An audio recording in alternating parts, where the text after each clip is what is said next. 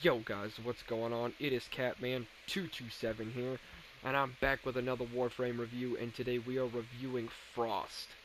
Now, I have to say, look at this skin.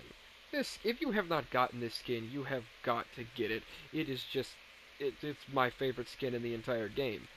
And for a while, I wasn't even playing Frost at all, just because he didn't look good, but this skin makes me want to play him even more. Now, before we get into this, I need to talk to you about uh, cold status effects and cold damage. Basically, what a cold status effect does is if it is procced onto an enemy, they will slow their firing speed and their movement speed. So, and it will also freeze them like that.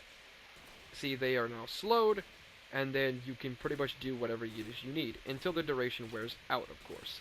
Then you can refreeze them, or your Kubaru can just kill them. I forgot to unequip that. Now, one thing you're going to want to do is with freeze, um, you have to keep in mind that if it will pause all other status effects that are on it.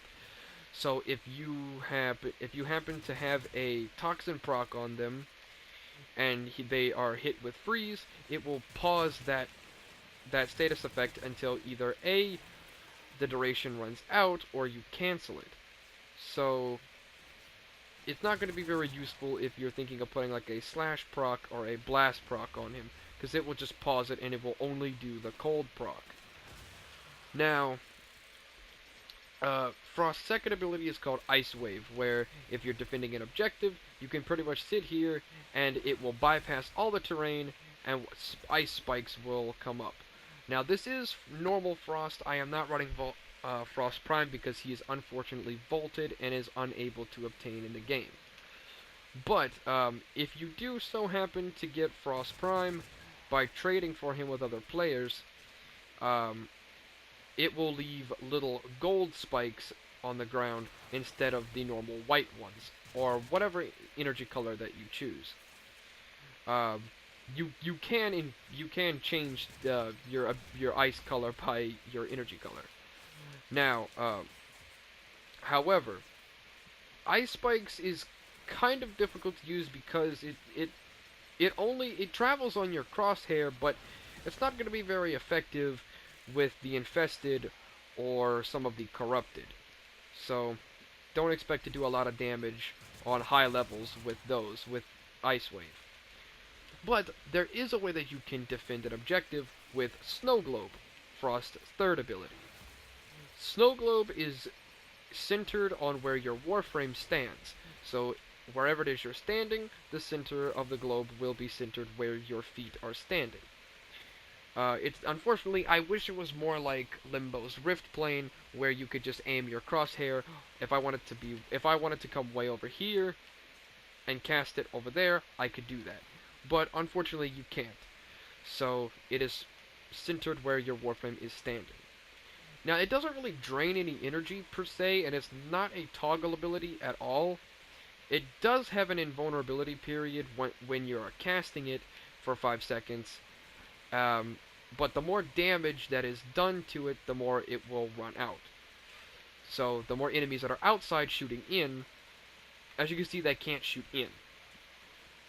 However, you can shoot out. So if there's an enemy up there, I can shoot him down. But he cannot shoot in. Now that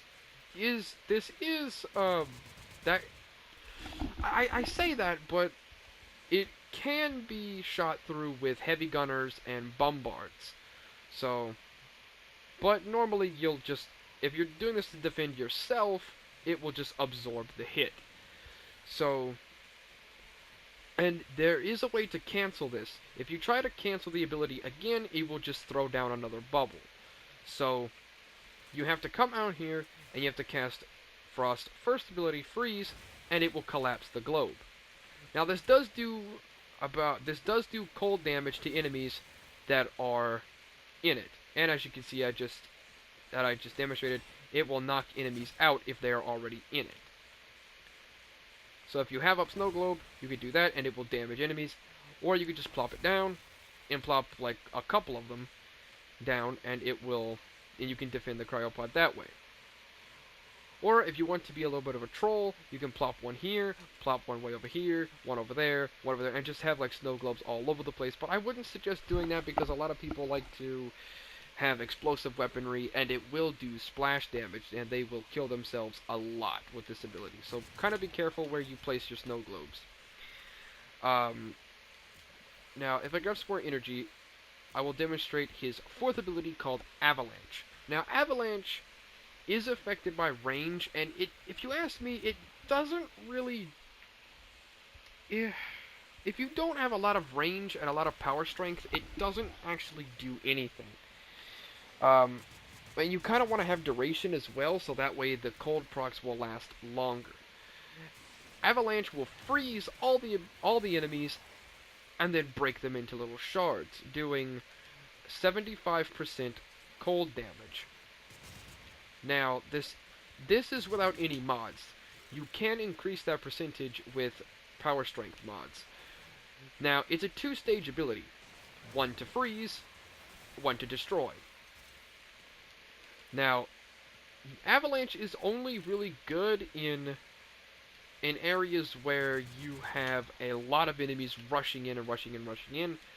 The problem with this ability, I find, is you can freeze, and then you'll have to cast this ability quite a few times to clear out the room. So, but overall, it's a really good way to stun enemies for a few minutes, and if they don't die from the fourth ability, they will be stunned for 30 seconds. And that's with a lot of duration. You can increase the stun duration with power duration. So, I hope this tutorial on Frost helped you guys. If you guys have enjoyed, please leave a like, please comment, and please subscribe. And let me know which Warframe you want to review next. And without further ado, I'll catch you guys in the next video. Later!